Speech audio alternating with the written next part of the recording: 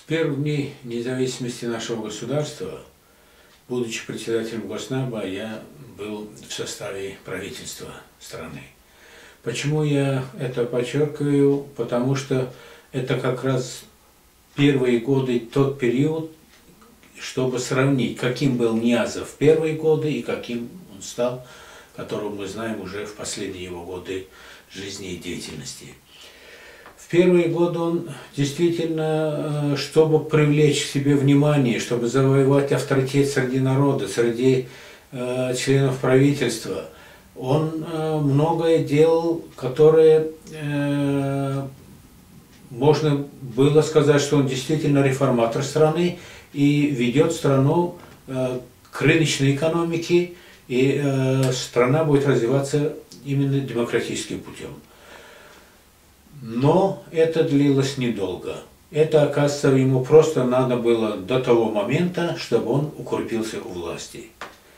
Начиная с принятия в 1992 году Конституции Туркменистана, он сразу в эту Конституцию внес, чтобы был как во главе государства, так и во главе правительства. И, соответственно, с этого момента началась практически чистка в рядах членов правительства. Чистка, что я имею в виду? Это те неугодные ему люди, те люди, которые могли ему создавать в дальнейшем препятствия, чтобы он сделал свою структуру, ту структуру, которую мы знаем. В то время, конечно, мы не знали. Вот, и поэтому неугодные, как я говорил, люди, он от них избавлялся, в основном отправляя их за пределы страны послами или еще на какие-либо должности. В числе их, хотелось бы подчеркнуть, это был бывший премьер-министр Хан Ахмедов, первый вице-премьер, это Атач Ареев. Вслед за теми людьми, которых Ниязов отправлял, избавлялся и отправлял за пределы страны, ушел в отставку и впоследствии, в дальнейшем впоследствии перешел в оппозицию Абдыкулиев. В их числе не в первые годы, так буквально через год попал и я. В середине 1994 года меня он отправил, я имею в виду, меня Ниязов отправил послом в Турцию. Потому что люди даже, которые, как он хотел, чтобы они всегда вокруг него его возвеличивали, говорили ложь и приукрашали и скрывали истинную ситуацию в стране, вот такие люди его устраивали. А те, которые не делали этого, эти люди были неугодны ему, и он от таких старался избавляться. И когда он практически, можно сказать, избавился от тех людей, которые ему причинили бы препятствия, это где-то начиная с 1994 года, он все больше и больше все подминал под себя. Вся власть полностью перешла в руки одного человека. К чему все это привело, мы прекрасно знаем, и я повторяться не буду. Но была надежда, что все-таки рано или поздно, один срок, как по Конституции тогда было, значит, президентом мог избирать человек два срока по 5 лет. Не в первые 5 лет, так во вторые 5 лет все-таки будет переизбран президент, и в любом случае, надеялись мы так, что в любом случае вновь избранный президент, он будет лучше Ниязова. Ну, конечно, соответственно, мы хотели в этот период, когда уже на самом деле будут выборы президентов, уже готовить своих людей. Я имею в виду, ряд послов, которые находились за рубежом, это в основном были бывшие министры, вице-премьеры. Между собой мы имели контакт, и все-таки к этому мы готовились. Все вот это тоже постепенно, как говорится, нас настраивало на то, что мириться с режимом Ниязова нельзя.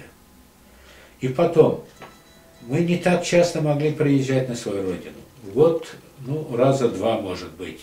на День независимости обязательно, и иногда приглашали нас на Халк Маслахаты, когда там надо было такие серьезные, как считал Ниязов, для него вопросы, как, допустим, утвердить и признать необходимость как книгу Рухнама, или избрать его пожизненным президентом, или протолкнуть те или иные какие-то законы. Вот тогда на такие Халк Маслахаты обязательно приглашали послов. И в такие приезды, хотя они были краткосрочными, я всегда старался встречаться со своими близкими, как знакомыми, так и родственниками. И узнав о том, что я приезжал, даже с сел, с районов приезжали знакомые родственники, и они всегда рассказывали о ситуации в стране, как им живется там. Не только в Ашхабаде, а вот именно за пределами Ашхабада. Как тяжело живется этим людям, вплоть до того, что мы все прекрасно знаем, вот растительное масло в Туркменистане, оно было только хлопковое и прям как отработанное моторное масло, черное. Что вот даже вот такое масло не всегда люди имеют возможность купить, потому что и его не было. О том, что там сливочное масло и все такое, об этом уже все люди даже, как говорится, вспоминают только как о хорошем былом прошлом. И вот это вот все, к чему я это рассказываю? Потому что вот работать так, как положено работать посольством, и будучи послом, нормальный человек это не мог дальше терпеть. И получая информацию, вот приезжаю на родину, получая вот эту информацию, я, честно говоря, уезжал оттуда, я практически больным уезжал от всего наслышанного, от всего увиденного. И, вернувшись в Турцию, долго приходил в себя. И постепенно вот это вот все, как говорится, приводило к тому, что с этим совсем мириться нельзя. Надо что-то предпринимать. Окончательной каплей, как говорится, которая переполнила чашу, это было, когда он практически сам избрал себя пожизненным президентом. Тогда мы все поняли, все. Последняя надежда рухнула, никаких выборов уже не будет до конца его жизни. Сколько он проживет, никто не мог, конечно, знать. Что уже надо не просто думать о том, что что-то надо предпринимать, а уже конкретно надо что-либо решать. И вот это все привело к тому, чтобы уйти в отставку и перейти в оппозицию, бороться с этим режимом.